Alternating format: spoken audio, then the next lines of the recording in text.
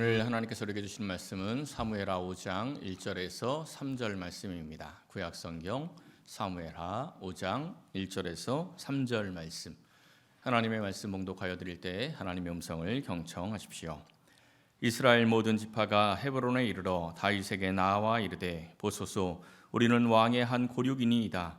전에 곧 사울이 우리의 왕이 되었을 때에도 이스라엘을 거느려 출입하게 하신 분은 왕이시었고 여호와께서도 왕에게 말씀하시기를 네가 내 백성 이스라엘의 목자가 되며 내가 이스라엘의 주권자가 되리라 하셨나이다 하니라. 이에 이스라엘의 모든 장로가 헤브론에 이르러 왕에게 나아오매 다윗 왕이 헤브론에서 여호와 앞에 그들과 언약을 맺음에 그들이 다윗에게 기름을 부어 이스라엘 왕으로 삼으니라. 아멘. 요즘에 학교 중간고사 기간인 것 같아요. 아이들이 시험 보는 아이들이 좀 많이 있습니다. 학창 시절에 시험이 굉장히 중요하지 않습니까? 저도 학창 시절에 보았던 시험들 가운데 기억에 남는 사건이 좀 있습니다. 두 가지가 있는데요. 하나는 이제 음악 실기 시험이었어요. 고등학교 때인데 음악 실기 시험으로 이 소금을 연주하는 그러한 시험이 있었습니다. 소금 뭔지 아시죠? 이렇게 부르는 그 우리 전통 악기입니다. 뭐 잘 알다시피 제가 하늘이 내린 음치 아닙니까? 그래서 음악 시간에 노래로 이 실기 시험 보는 걸 제일 싫어했는데 노래가 아니라 악기 연주하는 것으로 실기 시험 본다니까 얼마나 신이 납니까? 그래서 그 소금을 아주 열심히 연습을 했습니다. 이 소금이 소리 내기가 쉽지 않거든요. 열심히 연습을 해서 제가 딱 분위기를 보니까 그래도 상위 20% 정도는 되도록 제가 연주를 그래도 좀 잘하게 되었습니다. 잔뜩 기대를 하고 실기시험을 보는 날이 딱 되었는데 문제가 생겼어요. 딱 시작을 하는데 픽픽 하고 이렇게 그냥 바람 새는 소리가 초반에 이렇게 나는 거예요. 당시 음악 선생님이 굉장히 다혈질에다가 아주 무서운 분이었거든요. 그리고 소금이 소리를 못 내는 애들이 워낙 많아가지고 소리가 못 내면 바로 그만 다음 이랬었는데 저는 굉장히 잘했는데 초반에 딱 소리가 바람 새는 소리가 딱 나버리니까 선생님이 조금 기다려주면 제대로 날 수 있거든요. 근데 안 기다리고 됐어 들어가 딱 이러시는 거예요. 그래가지고 그때 시험을 망쳐가지고 얼마나 그때 그 사건이 억울했는지 그 30년도 넘은 그 소금이 아직도 집에 있습니다. 버리질 못하고 그 억울함을 가지고 간직을 하고 있어요. 또 하나 이제 사건이 세계사 시험 시간이었는데 제가 역사를 좀 좋아합니다. 이 세계사 공부를 참 열심히 했었는데 그때 시험을 보는데 답안 체크를 OMR 카드에다 체크를 하는데 뭔가 기분이 쎄한 거예요. 답안을 체크하다 보니까 답이 너무 정형화돼 있어요. 이제 사지선다인데 1, 2, 3, 4가 아니고 가나다라로 체크했거든요. 가나다라로 체크하는데 체크를 하다 보니까 답안 흐름이 나가라 다 나가라 계속 나가라 다 나가라 나가라 다 나가라 이 흐름이 계속 반복이 되는 거죠. 기분이 쎄한 겁니다. 이거 뭔가 내가 지금 답을 잘못 체크하나 이상하네. 이러다가 이제 문제가 생겼는데 거의 다 풀었는데 마지막 두 번째 문제 다 풀었는데 나가라 다 나가라 이렇게 끝이 나면 차라리 속이 시원하겠는데 마지막 문제를 딱 풀었는데 나가라 다나 다라 이렇게 끝이 나는 거예요. 굉장히 갈등이 되는 거죠. 이것은 과연 함정이냐 아니면 내가 답을 잘못 알고 있는 것이냐. 내가 보기엔 분명히 답이 다인데 흐름상으로는 다나 가라가 되어야 될 것 같고 이게 선생님의 함정이냐 내가 잘못 알고 있는 거냐 막 굉장히 고민하고 갈등하던 차에 시험 보기 전에 이 세계사 선생님이 해줬던 말이 퍼뜩 떠올랐습니다. 선생님이 시험 보기 전에 무슨 얘기를 했냐면 얘들아 세계사는 흐름만 잘 타면 점수 잘 받는 거야. 그때는 그 얘기를 했던 그때는 아니 역사야 흐름 잘 타야 시험 잘 보는 게 당연하지 뭘 당연한 얘기를 하시나 이랬는데 그 말씀이 퍼뜩 떠오르면서 이거 흐름상 가가 돼야 맞겠구나 이래가지고 제 생각에는 다였지만 과감하게 가로 답을 딱 고쳐서 나가라 다 나가라로 딱 냈습니다. 결과가 어떻게 됐을까요? 100점 맞았어요. 100점. 좋지요. 근데 그 시험에 100점 맞은 애들이 상당히 많았습니다. 왜냐면 애들이 보니까 이게 흐름이 있거든요. 그러니까 지들도 잘 몰라도 눈치 빠른 애들은 다 그 흐름대로 바꾼 거예요. 근데 애초에 공부를 잘 안 해서 답안의 흐름 자체를 몰랐던 애들 또 선생님을 의심했던 애들, 뭐 이거 함정일 거야 이랬던 애들은 이제 100점을 못 맞았죠. 요즘 만약에 그렇게 선생님이 답안을 내면 아마 인터넷에 올라와서 꽤나 욕 좀 먹을 겁니다. 근데 그 시대에는 그렇지는 않았으니까. 어쨌든 뭐 지금 생각해 보면 굉장히 재밌었던 기억이고 재밌었던 시험입니다. 근데 우리의 신앙도 참 이와 비슷한 것 같아요. 우리가 이 100점짜리 신앙인이 되려면 어떻게 해야 하겠습니까? 어떤 흐름을 타면 됩니다. 우리가 다 아는 게 아니죠. 근데 흐름을 타면 잘 몰라도 100점짜리 신앙인이 될 수 있는 겁니다. 그 흐름이, 그 신앙의 정답의 흐름이 어디에 써 있습니까? 성경에 써 있지요. 그래서 평소에 말씀을 잘 읽는 사람들, 평소에 또 말씀을 잘 듣는 사람들은 이 세상에서 살다가 내가 생각하기에 이것은 나가라 다나 달아야 이렇게 생각이 들어도 아니야, 말씀의 흐름은 이게 아닌 것 같아, 이렇게 딱 생각이 들어서 얼른 나가라 다 나가라로 수정을 하는 거죠. 그러면 자기 생각과는 달라도 이 신앙의 정답지, 이 100점짜리 신앙인이 될 수가 있는 겁니다. 오늘 이 말씀은 소년 시절에 너 왕이 될 거야 하고 하나님의 언약을 받고 기름 부음을 받았던 다윗이 드디어 그 언약이 성취되며 왕이 되는 그러한 장면입니다. 이 말씀이 바로 신앙의 정답지와 같은 말씀이에요. 하나님께서 어떻게 언약을 이루시는지, 또 하나님께서 어떻게 그 성취하시는지, 그 언약이 성취된 후에는 어떻게 우리가 행해야 하는지, 이러한 모든 흐름들이 오늘 말씀 안에 기록이 되어 있습니다. 사랑하는 성도 여러분, 오늘 이 말씀을 상고하면서 다윗처럼 신앙의 모범 답안대로 살아가서 언약을 이루시고 축복하시는 하나님의 은혜를 경험하시기를 예수님의 이름으로 간절히 축원합니다. 첫째는 하나님의 이루심을 우리가 기다려야 합니다. 이 성경을 한마디로 딱 말하면 약속의 책입니다. 그래서 우리가 뭐라고 불러요? 구약, 신약. 이 구약, 신약 뜻이 뭐죠? 옛날 약속, 새로운 약속. 이게 이제 성경입니다. 성경은 약속의 책이죠. 그러면 이 약속은 누가 누구와 맺는 약속입니까? 하나님과 인간이 맺는 약속. 하나님과 인간이 맺는 약속이 이 성경에 기록되어 있는 그러한 약속입니다. 사람과 사람 사이에 맺는 약속을 약간 속이는 거다 해서 약속이라고 부른다, 이런 말이 있어요. 근데 그게 왜 그러냐면 이 사람과 사람 사이에 약속을 맺는 그 이유가 뭐예요? 다르게 표현해서 우리들이 계약을 맺지 않습니까? 계약을 맺는 이유가 뭐죠? 손해를 보지 않기 위해서 계약을 맺는 거죠. 계약을 맺어야 손해가 안 나니까 계약을 맺는 겁니다. 그러다 보니까 이 계약 약속을 맺으려면 어떻게든지 내가 손해 안 보려고, 다르게 거꾸로 이야기하면 어떻게든지 내가 더 조금이라도 이익을 보려고 이 계약을 맺을 때 서로를 약간씩 속여가면서 이 계약을 맺는 겁니다. 이게 계약인데, 하나님과 인간 사이에 맺는 이 계약은 인간 사이의 계약하고는 조금 다릅니다. 철저하게 불평등 조약이에요. 하나님 중심의 불평등 조약입니다. 근데 인간과는 좀 달라요. 인간 사이에서 맺는 조약을 한번 생각해 보십시오. 대기업과 중소기업이 계약을 맺었습니다. 누구에게 불리할까요? 당연히 중소기업에게 불리합니다. 그렇죠. 중소기업에게 아주 불리하게 계약을 맺어서 나중에 대기업이 중소기업을 삼키거나 기술들을 빼앗는 일들이 굉장히 비일비재하게 많이 일어나죠. 이게 세상의 원리입니다. 세상은 더 강한 자가 더 약한 자를 압제하면서 불평등하게 계약을 맺어요. 자기의 이익을 크게 하죠. 근데 하나님과 인간 사이의 불평등 조약은 누구에게 불리하냐면 하나님에게 불리합니다. 하나님이 사람에게 불리하게 만든 게 아니고 하나님에게 불리한 그러한 조약을 우리 인간과 맺어 주셨다는 겁니다.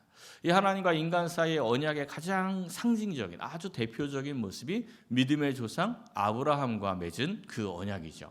창세기 15장에 보면 그 언약을 맺는 장면이 나옵니다. 하나님께서 아브라함을 택하시고 아브라함에게 복을 주시겠다고 약속을 하셨어요. 그랬더니 아브라함이 내가 하나님께서 주신 그 복을 어떻게 받겠느냐, 내가 이 땅을 소유로 받을 것을 무엇으로 알겠습니까? 하고 하나님께 질문을 해요. 그랬더니 하나님께서 제물로 짐승을 준비하고 그 짐승을 쪼개어 놓으라고 말씀하십니다. 그리고 저녁이 되었을 때 그 쪼개놓은 짐승 사이로 횃불이 싹 지나가고 아브라함과 언약을 맺어요. 이 시대에 이 계약을 맺는 방법이, 지금 시대에는 계약을 맺으려면 인감도장 찍어야 하지 않습니까? 근데 이 시대, 아브라함 시대의 계약을 맺는 방법은 짐승을 제물로 삼아서 짐승을 쪼개어 놓습니다. 이렇게 딱 쪼개어 놓고 이 계약을 맺는 당사자 2명이 양쪽 끝에 서 있어요. 그리고 한 명 이쪽으로 싹 지나오고 이쪽에 있는 사람은 저쪽으로 싹 지나가고 언약을 맺습니다. 이게 어떤 의미가 있는 거냐면 이 계약을 어기는 사람은 이 쪼개어진 짐승과 같이 될 것이다, 이런 의미예요. 그러니까 언약을, 이 생명을 가지고 책임을 져라, 이러한 의미로 쪼개진 짐승 사이를 지나가는 그런 계약을 맺습니다. 근데 하나님께서 아브라함과 이 언약을 맺을 때는 횃불이 싹 지나가지 않습니까? 하나님을 상징하는 거예요. 하나님이 싹 지나갔어요. 그럼 그 다음에 누가 지나가야죠? 아브라함이 지나가야죠. 근데 이 성경에 보면 아브라함이 지나갑니까? 안 지나갑니까? 아브라함은 안 지나가요. 그러니까 이 언약의 책임은 누구에게 있다는 거죠? 하나님에게. 이 언약은 하나님 혼자 책임진다는 겁니다. 아브라함은 뭐 할 게 없어요. 하나님이 알아서 다 해주시겠다, 이러한 말씀이죠. 이 개념이 성경이 말씀하는 약속의 기본 개념입니다. 아브라함이 하나님의 언약을 믿었어요. 로마서에 보면 이런 말씀이 나오죠. 하나님의 약속을 의심하지 않았다. 그래서 어떻게 했대요? 약속하신 그것을 또한 능히 이루실 줄을 확신했다. 하나님이 이거 약속했으니까 하나님이 이 약속을 하나님이 이루어 줄 거야, 이루어 주실 거야, 이렇게 확신했다는 겁니다. 그걸 하나님께서 어떻게 여기셨대요? 의로 여기셨다. 그러니까 아브라함이 뭔가 해서 하나님께서 야, 너 의롭다, 이렇게 여겨주신 게 아니고, 하나님이 내가 너에게 복 줄게 그랬더니 아브라함이 나 그거 믿어요, 하나님이 그거 다 이루어 줄 것이라고 확신해요 했더니 하나님께서 야, 너 의롭다, 이렇게 말씀하셨다는 겁니다. 우리가 뭔가 해서 의로워지는 게 아니라는 거죠. 지금까지 우리가 살펴본 다윗을 생각해 보십시오. 다윗에 대해서 지금 우리가 벌써 13번째 시간인데, 다윗이 처음부터 끝까지 멋진 모습만 있었습니까? 아니면 무너지고 연약한 모습도 있었습니까? 무너지고 연약한 모습도 있었죠.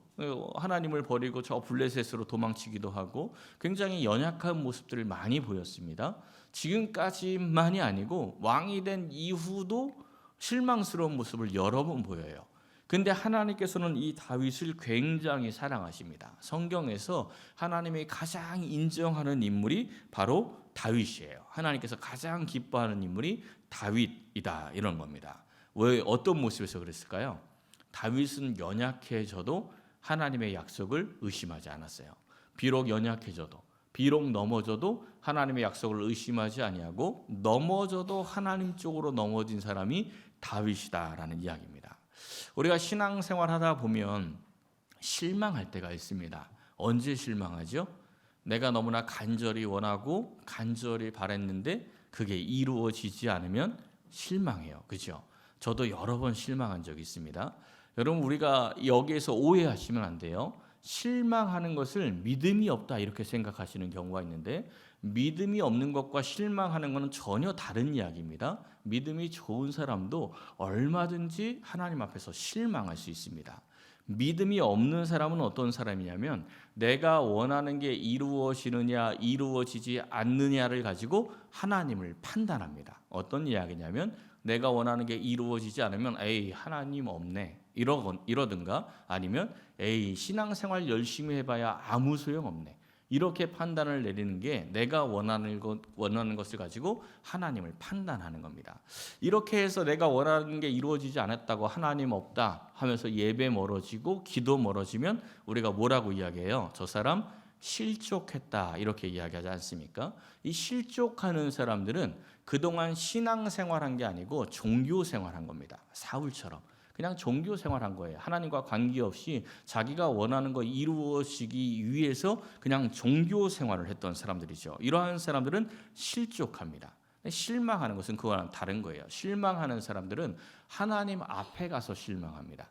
원망을 해도 하나님께 원망하는 거예요. 그러니까 하나님과 멀어지는 게 아니죠. 실망하고 원망해도 하나님 앞으로 더 가까이 가는 겁니다. 그러다 보면 하나님의 뜻을 깨닫게 되고 점점 더 그러한 단계를 통해서 하나님과 가까워지고 신앙이 성장해서 능력 있는 그러한 신앙인이 되는 거죠. 오늘 본문 4절과 5절 말씀을 한번 보십시오. 이 다윗이 30세에 이제 헤브론에서 유다의 왕이 되었어요. 그리고 7년 6개월을 유다를 다스리고 나서 33년 동안 온 이스라엘을 다스렸대요. 그러니까 38쯤 되어서 온 이스라엘의 왕이 된 겁니다. 이 다윗이 기름 부음을 받고 나서 거의 20년이 지나서야 하나님의 언약이 성취가 된 거예요. 하나님의 언약이 20년 지나서 이루어진 겁니다. 그 20년 동안 다윗은 뭐 했습니까? 다윗은 그 20년 동안 조급하게 움직이지 않았습니다. 묵묵하게 하나님이 이루어 주실 것을 믿고 기다렸던 게 다윗의 모습이었습니다. 그동안 우리가 나눴던 말씀이 그러한 말씀 아닙니까? 사울을 죽일 수 있는 기회가 2번이나 있었죠. 옆에 있는 사람들이 사울 죽여라, 하나님이 보냈다, 죽이면 네가 왕이야, 이렇게 이야기하지 않습니까? 근데 다윗은 죽이지 않습니다. 그냥 보냈어요. 아브넬이 죽었을 때, 또 이스보셋이 죽었을 때도 다윗은 기뻐하지 않습니다. 도리어 애통해했고 그들을 죽인 사람들을 징계했죠. 왜? 그 사람들이 죽으면 자기가 빨리 왕이 될 수 있는데 그들이 죽었을 때 빨리 왕이 되기 위해서 몸을 움직인 게 아니고 애통해하고 슬퍼했다는 겁니다. 이것은 다윗이 스스로 왕이 되기 위해서 뭔가 애쓴 게 없다는 이야기입니다. 그냥 묵묵하게 하나님의 때를 기다렸던 사람이 바로 이 다윗이었다라는 겁니다. 오늘 본문 시작을 한번 보세요. 이스라엘의 모든 지파들이 다윗에게 다 나와서 자신들의 왕이 되어달라고 간청을 합니다. 2절에 보면 사울이 우리의 왕일 때에도 이스라엘을 거느려 출입하신 분이 당신입니다, 이런 이야기를 해요. 출입하다는 게 왕의 출입을 이야기해요. 그러니까 사울이 왕이었을 때도 실제적인 왕은 다윗 당신이었습니다, 이런 이야기를 하는 거예요. 또 이어서 하는 이야기를 보면 하나님께서 다윗을 이스라엘의 목자여 주관자로 삼으셨다, 이런 이야기를 합니다. 그동안 다윗이 왕되는 것을 그토록 반대하고 다윗이 왕되는 것을 그토록 방해했던 이 사람들이 스스로 와서 스스로 무릎을 꿇고는 다윗에게 당신이 우리의 왕이 되어 주셔야 합니다, 이렇게 간청을 하고 있는 겁니다. 어떻게 이런 일이 일어났어요? 만약에 다윗이 자기가 왕이 되겠다고 사울을 죽였다든지 아니면 아브넬이나 이스보셋을 죽였다든지 이런 일이 있었다면 결코 이런 일이 안 생깁니다. 이 사울의 쪽에 있는 사람들과 다윗의 이 피 튀기는 그 숙청 사업이 계속되었겠지요. 근데 묵묵히 기다리니까 하나님께서 이루어 주신 역사가 그 반대하는 사람들이 스스로 찾아와서 다윗이 왕이 되길 간청하게끔 만들어 주셨다라는 겁니다. 시편 33편에 있는 말씀 우리 같이 한번 읽어볼까요? 여호와의 계획은 영원히 서고 그의 생각은 대대에 이르리로다. 여호와를 자기 하나님으로 삼은 나라 곧 하나님의 기업으로 선택된 백성은 복이 있도다. 아멘. 하나님의 기업으로 선택된 백성에게 뭐가 있다고요? 복이 있다. 이게 뭐냐면 이 말씀이 하나님의 약속입니다. 하나님의 언약이에요. 우리 성도들에게 주신 하나님의 언약이라는 겁니다. 사랑하는 성도 여러분, 아브라함처럼 그리고 다윗처럼 하나님의 언약, 그 언약을 확신하고 믿음으로 인내하며 기다려서 하나님께서 부어주시는 그 은혜와 평강을 충만히 누리시기를 예수님의 이름으로 간절히 축원합니다. 두 번째는 언약의 성취자가 되어야 합니다. 언약을 누가 이루어 주신다고 했죠? 하나님이 이루어 주신다고 했죠. 언약을 하나님이 이루어 주신다 했는데 언약의 성취자가 되어야 한다 하니까 조금 말이 이상하죠. 다르게 표현하면 사명을 감당하는 자가 되어야 한다, 이런 말입니다. 마태복음 25장에 보면 달란트 비유가 나와요. 주인이 먼 타국에 가면서 어떤 한 종에게는 5달란트를 맡기고 어떤 종에게는 2달란트를 맡기고 어떤 종에게는 1달란트를 맡기고 멀리 타국에 갔습니다. 달란트를 왜 맡겼죠? 맡긴 이유가 있죠. 그 맡긴 이유를 다르게 표현하면 사명입니다. 사명. 맡겼어요. 사명을 줬단 말이죠. 근데 이 종들이 주인이 맡긴 그 달란트를 가지고 열심히 일을 해서 이익을 남기면 그 이익은 내 겁니까? 주인 겁니까? 주인 거죠. 그 열심히 일해서 이익 남겨놓으면 그건 다 주인 거예요. 내 거 아닙니다. 이거를 종들이 알아요, 몰라요? 종들이 다 알아요. 알지만 5달란트 받은 자, 2달란트 받은 자는 열심히 일을 합니다. 그리고 주인이 딱 오니까 우리가 이만큼 남겼습니다 하고 뒤로 빼돌리지 않고 전부 주인에게 다 돌려드리죠. 근데 한 달란트 받은 자는 어떻게 하죠? 땅에 묻어둬요. 땅에 묻어두고는 결산할 때 와서 이렇게 이야기를 합니다. 주인이여, 당신은 굳은 사람이라 심지 않은 데서 거두고 해치지 않은 데서 모으는 줄을 내가 알았으므로 두려워하여 나가서 당신의 달란트를 땅에 감추어 두었나이다. 쉽게 말하면 내가 열심히 일해서 이익 남겨봐야 당신이 다 가져갈 건데 내가 뭐하러 그런 일을 하겠습니까? 그래서 땅에 묻어두었다가 손해보지 않고 원금 그대로 가져왔습니다. 이런 이야기입니다. 그래서 한번 생각을 해보십시오. 이 한 달란트 맡은 사람이 한 달란트를 땅에 묻어두고, 그러니까 이 시대에는 땅에 묻어두었다는 건 은행에 맡겼다랑 조금 비슷해요. 이 시대는 은행이 없으니까 땅에다가 재산을 묻어두었거든요. 그러니까 땅에 묻어두고 그리고 뭐 했을까요? 주인이 맡기고 돌아온 시간이 최소한 1년 아니면 몇 년은 지났다 왔을 텐데 그 한 달란트를 땅에 묻어둔 이 종은 그 몇 년 동안 뭐 하고 있었을까요? 놀고 있었을까요?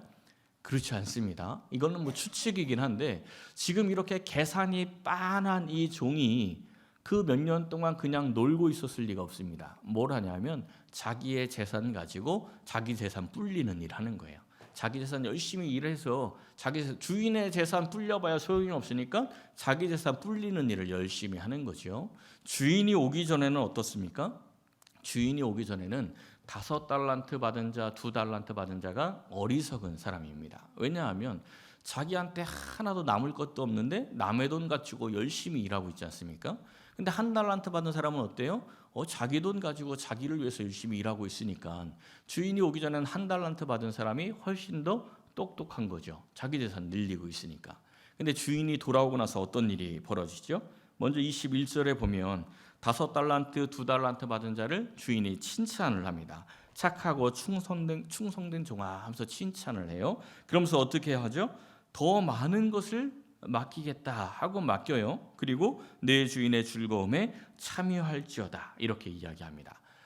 주인의 것이라 생각을 하고 주인의 것으로 남기기 위해서 열심히 이익을 남겨서 주인에게 돌려드렸는데 주인이 내가 남긴 이익보다 훨씬 더 많은 것을 나에게 맡겨서 내가 누릴 수 있게 해주셨다 이런 이야기입니다. 아주 쉽게 이야기하면 내가 주인을 위해서 1,000만 원 돈을 벌어다가 주인에게 갖다 줬더니 주인이 야, 너 참 잘했다 하면서 1억을 맡기면서 1억 가지고 너 즐기고 너 놀아 이렇게 했다는 거죠.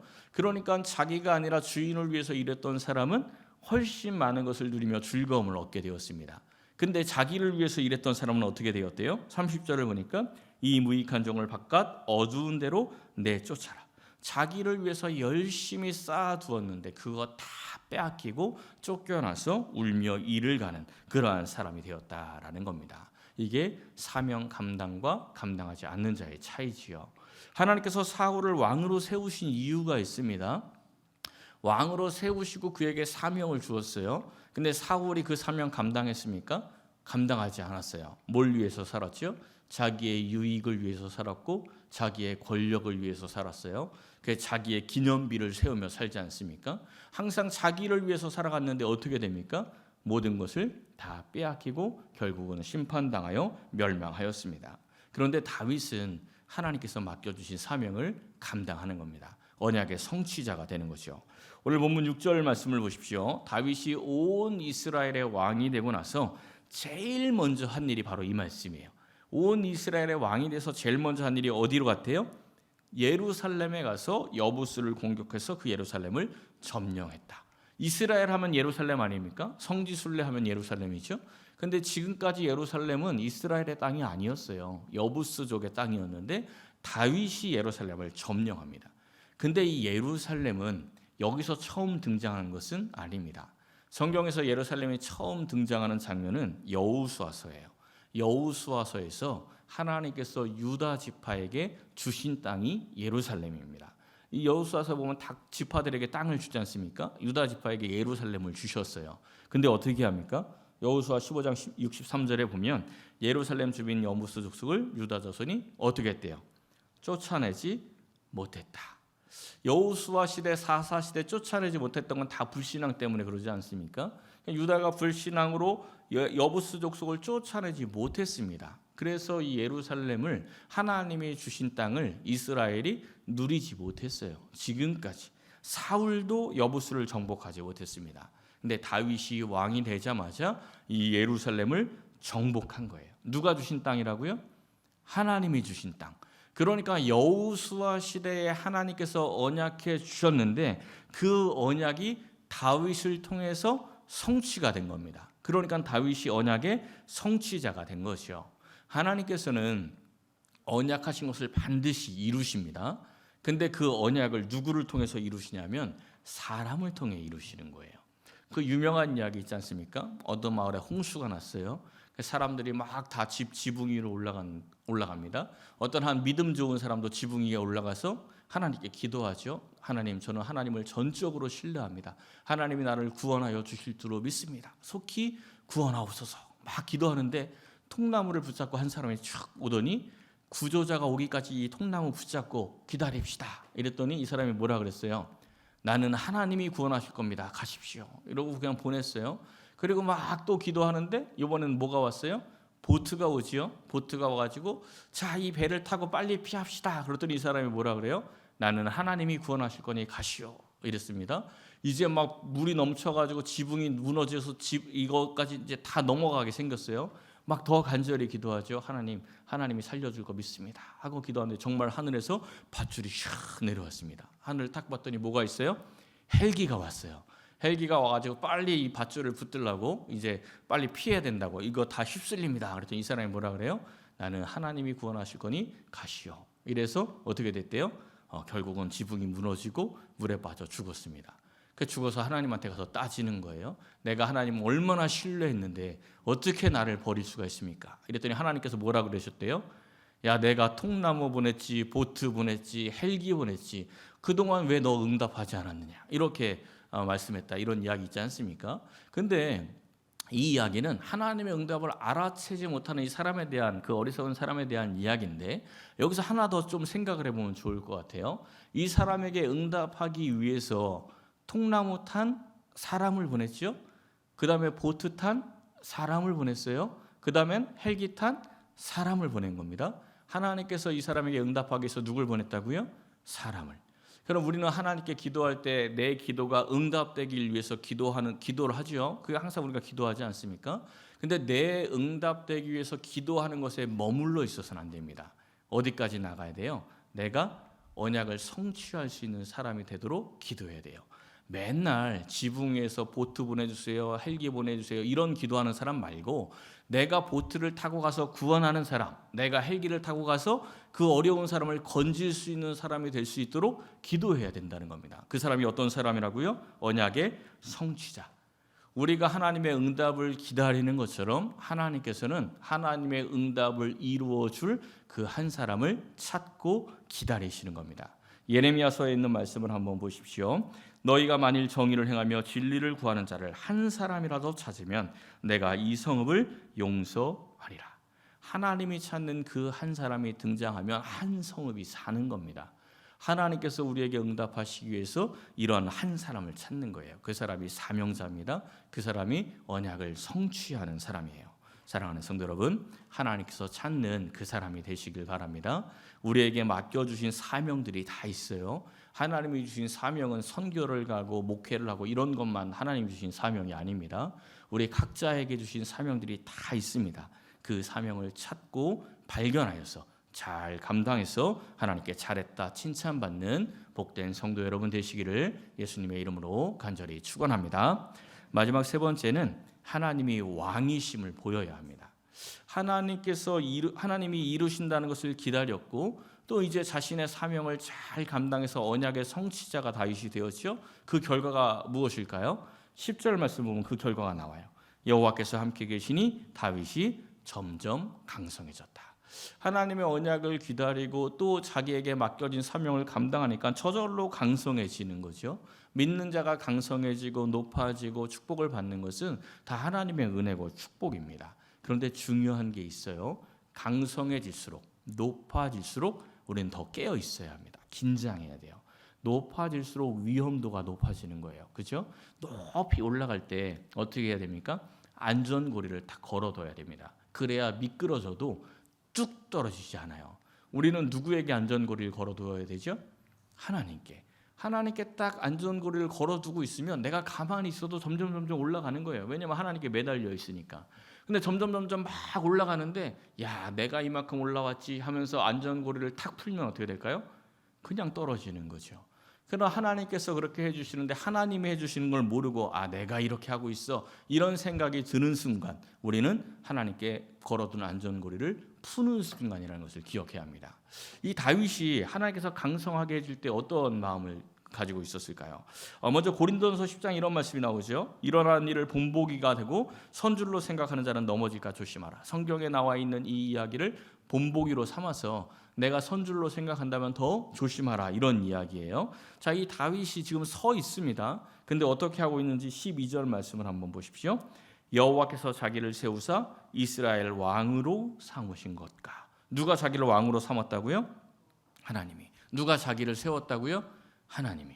그러니까 다윗이 이 순간에 내가 잘나서 이렇게 강하지 이렇게 생각하는 게 아니고 하나님이 생각해 주셔서 하나님이 세우신 것이고 하나님께서 하나님의 백성을 위해서 이 나라를 강하게 하셨다 이렇게 깨달았다라는 겁니다. 이게 다윗의 위대한 점입니다. 이게 쉬운 게 아니에요. 사울은 강성해질수록 하나님과 가까워졌습니까? 멀어졌습니까? 하나님과 멀어지잖아요. 강해질수록 하나님과 멀어져요. 근데 굉장히 대부분의 신앙인들은 강성해질수록 하나님과 멀어집니다. 어려울 때만큼 하나님께 기도하지 않아요. 강성해져도 하나님께 기도하는 사람이 좋은 사람입니다. 다윗과 같은 위대한 신앙인이 되는 거예요. 이 다윗이 이스라엘의 왕이 되었다라는 소식을 블레셋이 들었어요. 블레셋이 그래서 이 다윗을 공격하기 위해서 바로 달려옵니다. 왜냐하면 다윗이 왕이 되고 나서 이제 막 그 체계를 제대로 잡으면 이 이스라엘이 굉장히 강력해질 것이기 때문에 이 블레셋은 더 이상 이스라엘을 어떻게 할 수가 없어요. 그러니까 다윗이 자리 잡기 전에 얼른 공격해 온 겁니다. 그럼 우리가 다윗이라면 어떻게 기도해야 할까요? 블레셋이 공격해 왔으니까 하나님 이 전쟁에서 승리하게 하옵소서 이렇게 기도해야죠. 근데 다윗이 어떻게 기도하는지 19절 말씀을 한번 보십시오. 여호와께 여쭈어 하고 바로 기도하죠. 뭐라고 기도해요? 내가 블레셋 사람에게로 올라가리이까. 지금 블레셋이 공격해 왔는데 하나님께 이렇게 묻는 거예요. 하나님 나 나가서 싸워도 됩니까? 이렇게 묻는 거예요. 싸워야지. 지금 안 싸우면 어떻게 해요? 만약에 하나님에서 싸우지 마 이러면 그냥 쥐 터져요? 그냥 블레셋이 공격해 왔는데 하나님 싸우지 말라 이러면 그냥 맞기만 해야 됩니까? 일단 나가서 싸운 다음에 하나님 승리케 해주세요 이렇게 기도하는 게 우리의 사실은 보통 모습입니다. 근데 다윗은 전쟁 자체를 누구에게 맡기고 있어요? 하나님께. 싸울까요 말까요도 하나님께 맡기는 겁니다. 하나님께서 뭐라 그러시냐면 내가 너 이기게 해줄 거야. 나가 싸워. 그래서 다윗이 나가 싸우죠. 하나님의 명령대로니까 당연히 이겼습니다. 그리고 나서 블레셋이 또 전열을 정비해서 두 번째로 공격해 옵니다. 두 번째로 공격해 오니까 다윗이 뭘 하는지 한번 보십시오. 23절을 보니까 다윗이 뭐 하고 있어요? 또 기도하죠. 이 또 기도하는 게 당연한 것 같지만 쉬운 일이 아닙니다. 믿음의 용사하면 믿음의 용사, 전쟁에서 가장 위대한 믿음의 용사하면 여호수아를 뽑거든요. 여호수아가 가나안에 들어서 첫 번째 치른 전쟁이 여리고 전투 아닙니까? 여리고 전쟁을 치르고 두 번째 치른 전쟁이 아이성 전투예요. 아이성 전투 때 여호수아가 기도합니까? 안 합니까? 기도 안 해요. 여리고성에서 크게 승리하고 나서 아이성 앞에 가서는 야 여리고도 이겼는데 이까짓것 하고 그냥 나갔다가 대패합니다. 승리하고 나서 다시 기도하는 게 쉬운 일이 아니에요. 왜냐하면 이 정도 쉽구나 이런 마음이 들거든요. 그게 어떤 마음입니까? 하나님이 한 게 아니고 내가 했다라는 마음이 드는 거거든요. 근데 다윗은 그 큰 승리를 이루고도 또다시 하나님께 기도하는 것은 지난번 승리 누가 했다? 하나님이 했다. 이걸 다윗은 인정하고 있는 겁니다. 이렇게 해서 또 승리를 하죠. 그리고 이 전쟁의 결과를 어떻게 이야기하는지 25절을 보세요. 다윗이 누구의 명령대로 행했대요? 여호와의 명령대로. 다윗이 왕이 되어서 전쟁을 치르는데 철저하게 누구의 명령대로 행하는 것을 이스라엘 백성에게 보이는 겁니까? 여호와의 명령대로 행하고 있는 것을 보이는 겁니다. 그러니까 이 전쟁의 지휘관은 다윗입니까? 하나님입니까? 하나님이죠. 다윗이 지금 뭘 보여주는 거냐면 내가 지금 온 이스라엘의 왕이 되었지만 진짜 이스라엘의 왕은 하나님이야. 이것을 다윗이 지금 보여주고 있는 겁니다. 이 결과가 어떻게 되냐면 오늘 본문에 있는 이 사무엘하 5장은 이 25절이 끝이에요. 이 말씀으로 끝이 나요. 게바에서 게셀까지 이르렀다. 이렇게 끝이 나는데 똑같은 이야기가 기록되어 있는 역대상 14장에 가보면 한 절이 더 써 있습니다. 한 절이 더 써 있는데 이게 진짜 결론이에요. 이렇게 끝이 나요. 게셀까지 이르렀다 하고 나서 그 다음에 다윗의 명성이 온 세상에 퍼졌고 여호와께서 모든 이방 민족으로 그를 두려워하게 하셨다. 이렇게 끝이 납니다. 다윗의 명성이 온 세상에 퍼지는 것, 이게 하나님께서 우리를 택하신 이유입니다. 믿음의 조상 아브라함을 택하시고 나서 뭐라고 말씀하셨어요? 내가 너의 이름을 창대하게 해주겠다 이랬잖아요. 아브라함을 택하신 목적이 뭐냐면 아브라함의 명성을 온 세상에 전하게 하기 위해서 택하셨다는 겁니다. 그럼 지금 우리를 택하신 이유도 뭐예요? 성도의 이름, 성도의 명성을 온 세상에 퍼지게 하기 위해서 우리를 택하셨다는 거죠. 그러려면 이 일이 이루어지게 하려면 어떻게 해야 되는 거예요? 우리도 다윗처럼 하나님이 왕이시라는 것을 세상에 보여야 합니다. 하나님이 왕이신 걸 세상에 어떻게 보일까요? 선거 때가 되면 야 교회의 표가 몇만 표인데 이러면서 이 어깨에 힘 주시는 분들이 종종 있지요. 그거 아닙니다. 그렇게 해서 하나님이 왕인 거 보이는 거 아니에요. 그건 세상이 하는 짓이죠. 그건 교회가 하는 일이 아닙니다. 하나님이 왕인 것을 보이는 것은 다윗이 어떻게 보였어요? 여호와의 명령대로 행하여. 하나님의 명령대로 행하야 우리 성도들이 하나님의 명령대로 행하는 것이 하나님의 왕이신 걸 보이는 겁니다. 하나님의 명령이 뭐죠? 세상 사람들이 딱 보니까 저 인간은 도저히 사랑할 인간이 아니에요. 그냥 미워해야 할 인간이에요. 근데 희한하게 저 사람은 그 미워해야 할 사람을 사랑해요. 넌 도대체 왜 쟤를 사랑하니? 그랬더니 하는 말이 하나님이 그렇게 하라 그랬어. 하나님의 명령대로 행하는 거예요.